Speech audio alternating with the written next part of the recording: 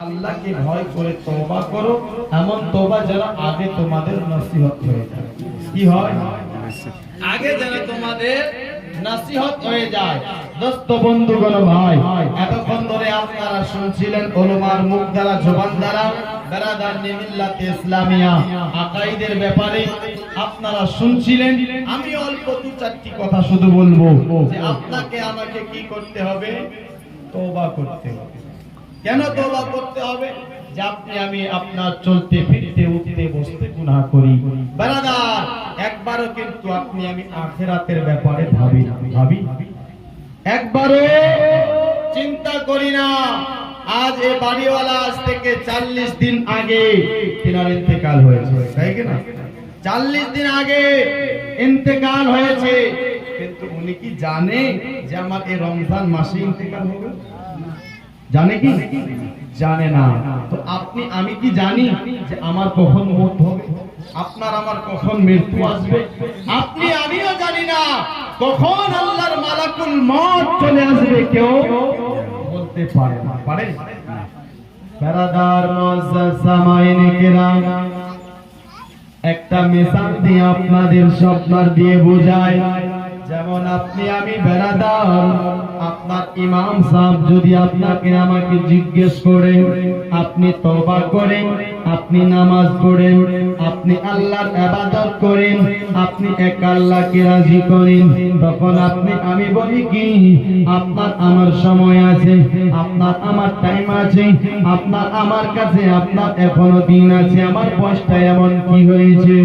ও বাবাজি, বন্ধুগণ ভাই, আপনাকে আমি শুধু বুঝাতে চাই যে আপনার যখন মৃত্যু আসে তখন বয়স দেখে নাও, যখন মৃত্যু আসে তখন উমর দেখে নাও, যখন মৃত্যু আসে তখন গরিব দেখে নাও, যখন মৃত্যু আসে তখন বাচ্চা দেখে নাও, যখন মৃত্যু আসে তখন বুড়াপা দেখে নাও, যখন মৃত্যু আসে তখন আপনার বেরাদার বয়স কত বাপদাল বুঝে না, যখন মৃত্যু আসে তখন আপনার ধনী গরিব আপনার জানে না।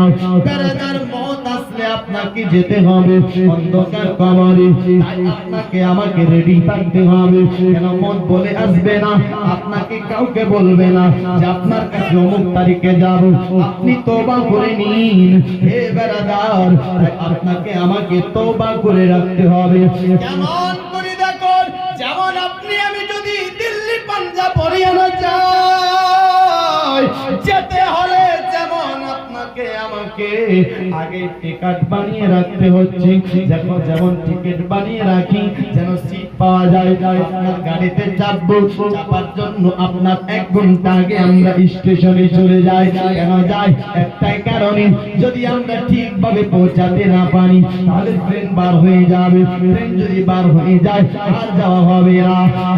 দোস্ত বন্ধুগণ ভাই, আপনি আমি যেমন ট্রেনে চাপার জন্য আপনার কি করি, আপনার যেমনই আপনার বেরাদার 1 ঘন্টা আগে পৌঁছে যায়, তেমনই আপনাকে আমাকে বেরাদার সব সময় তওবা করে থাকতে হবে, ইমানটাকে মজবুত রাখতে হবে, বেরাদার নিজের আকীদাটাকে ভালো রাখতে হবে, বেরাদার নবীর সঙ্গে মহব্বত রাখতে হবে, 5 ওয়াক্ত নামাজ আদায় করতে হবে, আর আপনার নিজের ঈমানটাকে মজবুত রাখতে হবে। ঈমানটাকে যদি আপনি আমি মজবুত রেখে দিই, আল্লাহর মালাকুল মওত কখন আসবে কেউ তো জানে না। ঈমান যদি মজবুত থাকে, মৃত্যু আসলে কোনো ভয় লাগে না। আর যদি ঈমানটাই ঠিক নাই, তো আপনার আমার হবে কি উপায়?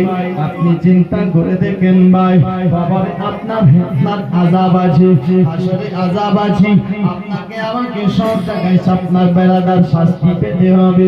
আপনারা শুনলেন আপনাদের গ্রামের মাওলানা ফারুক সাহেবের মুখ দ্বারা যে কবরে আপনার আমার যে প্রশ্ন হবে, কবরের ব্যাপারে যে প্রশ্নগুলো আপনার বেরাদার বন্ধুগণ ভাই, ওখানে নামাজের প্রশ্ন করবে না, ওখানে ইবাদতের প্রশ্ন করবে না, ওখানে প্রশ্ন করবে একটাই প্রশ্ন, সেটা হলো আকাইদের ব্যাপারে, সেটা হলো ঈমানের ব্যাপারে। বেরাদার বন্ধুগণ ভাই, এমনও কিন্তু আপনার কিছু কিছু মানুষ আছে যে আপনার কবরে কি মাযহাব নিয়ে প্রশ্ন হবে। বেরাদার বন্ধুগণ, আমি বলবো হ্যাঁ, কবরে আপনার মাযহাব নিয়ে প্রশ্ন হবে। কবরে প্রশ্ন করবে মান রব্বুকা, তোমারা রব কোন है, তোমার রব কে, তোমার আল্লাহ কে। কি আপনার বেরাদার এক আল্লাহকে মানো কি মানো না? বন্ধুগণ ভাই, প্রশ্ন হবে একটাই, যে আপনার যে প্রশ্নটা মান রব্বুকা, এটা হলো একটি ঈমানের ব্যাপারে প্রশ্ন। মা দিনুকা, তোমার দিন কি, এটা আপনার ঈমানের ব্যাপারে প্রশ্ন। মা কুনতু তাকুলু হাযার রাজুল, আপনার নবীর ব্যাপারে প্রশ্ন করা হবে, যে ওই ব্যাপারে তোমার কি আপনার জানা আছে, ওই ব্যাপারে তোমার কি বুঝা আছে বলো। দোস্ত বন্ধুগণ ভাই, ওই লোকটাকে তুমি কি চিনো, দুনিয়াতে তুমি কি মানছিলে বলো। আয় বারাদার বন্ধুগণ ভাই, বুখারী শরীফের মধ্যে আরো আছে কি, যদি আমার নবীর ব্যাপারে তুমি সঠিক উত্তরটা দিয়ে দিতে পারো, আর প্রশ্ন করা হবে না। জোরে বলুন না সুবহানাল্লাহ। এটাই প্রশ্ন করা হবে। দোস্ত বন্ধুগণ ভাই, আপনার আমার নবী বলেছেন জিহাদ করতে ফিরকা, হযরতের মুখ দ্বারা শুনেছিলেন জিহাদ করতে ফিরকা হবে কুল্লুহুম ফিন্নার, একবার সবগুলো জাহান্নামী ইল্লা বিল্লাতান মুগীদাতান, একটি দল ব্যতীত। আপনার সাহাবারা বলছে কালু মান হিয়া ইয়া রাসূলুল্লাহ, ওই দলটার নাম কি? আপনার আমার নবী বলছে ক্বালা মা আনা আলাইহি ওয়া সাহাবী, ওই দলটা হবে যেই দলটা আমি আমার সাহাবী এবং আমি নবীর প্রতি চলে, ওই দলটা জান্নাতি হবে।